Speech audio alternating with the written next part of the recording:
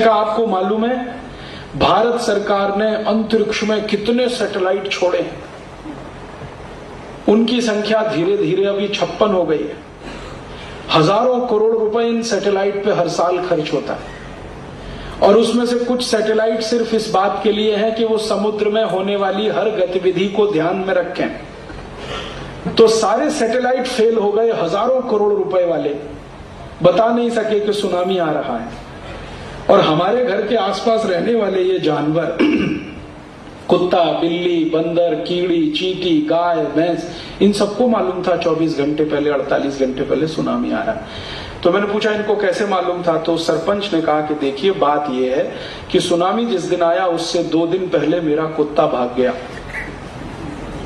गाय चली गई, भैंस चली गई।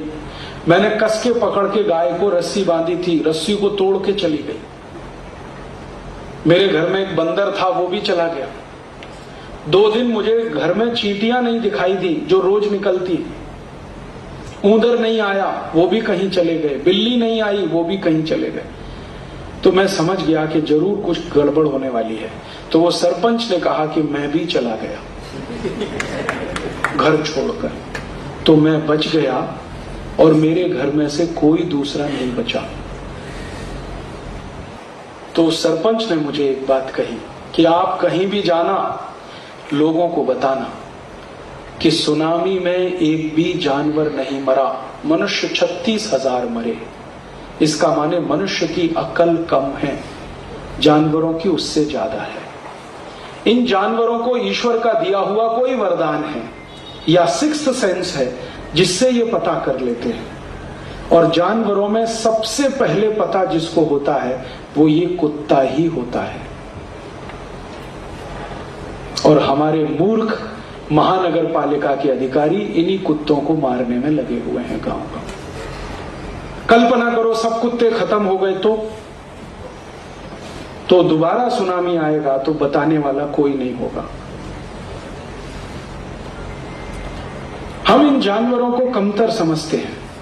तब मेरी उसकी आखिरी जो संवाद हुई सरपंच की, तो वो बहुत ही मजेदार थे। सरपंच ने कहा कि आप सब शहर वाले गाली देते हैं कि तू कुत्ता है, आप शहर वाले गाली देते हैं तू गधा है, आप शहर वाले गाली देते हैं कि तेरी बुद्धि भैंस की है। आगे से नहीं कहना, ये आगे से कहना तू आदमी है, तुझको अकल नहीं है, समझता नहीं है। और जितना ज्ञान उस सरपंच ने मुझे दिया, मैं अभिभूत हो गया उससे। मैंने चलते चलते सरपंच को पूछा, भाई तुमको ये ज्ञान कहां से मिला? तो उसने कहा कि ये ज्ञान हर एक व्यक्ति को मिल सकता है अगर आंखें खुली रखे, कान खुले रखे। तो ये परिस्थिति जो पूरी हमारी है, पर्यावरण, इसमें ये ज्ञान भरा पड़ा है। मैंने पूछा थोड़ा दे दो मुझे भी। तो उसने कहा लिख लो और कभी भी टेस्ट कर लेना, फेल नहीं होगा। ये सैटेलाइट फेल हो जाएगा, ये फेल नहीं होगा। उसने मुझे कुछ ऐसी बातें बताई हैं जो आज तक मैं परीक्षण कर रहा हूं और सही सिद्ध हो रही। वो कहता है कि अगर चींटी, कीड़ी ज्यादा संख्या में बाहर निकले और खाना इकट्ठा करके ले जाने की कोशिश करे तो समझना बहुत ज्यादा बारिश होने वाली है, बाढ़ आने वाली है, फ्लड आने वाली है। और ये जो मुंबई में अभी थोड़े दिन पहले फ्लड आया ना, फ्लड आने से 2-3 दिन पहले मुंबई के बहुत घरों से ये जानकारी मैंने कंफर्म की और उन्होंने कहा बात आपकी बिल्कुल सही है। 2-3 दिन पहले ढेर सारी चींटियां निकली थी और सब खाना ले जाके इकट्ठा कर रही थी। चींटी का स्वभाव है कि वो कभी भी इकट्ठा नहीं करती कुछ भी, लेकिन इकट्ठा वो जब करती है तो समझना कोई बहुत बड़ी आपत्ति आने वाली है।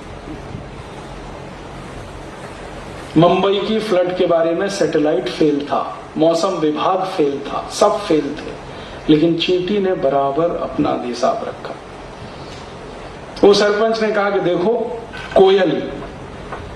कोयल अगर कभी घोंसला बनाए अपना तो समझना भयंकर बाढ़ आने वाली है, क्योंकि कोयल का स्वभाव है अपना घर नहीं बनाने का।